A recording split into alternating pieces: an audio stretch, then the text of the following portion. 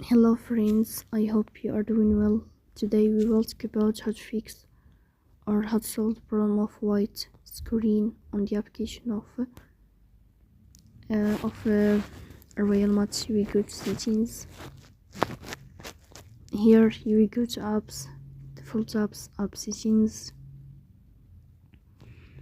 In this page you will search about the application of Royal Match and you will click here. In this page of app info you will go to first stop and you will click OK. Here you will enter to the window of storage. Then we click on clear cache. In the end you will turn off your phone and you will restart your phone again to fix that problem. So that's all. Don't forget to support us by like and subscribe. See you next time and thank you for watching.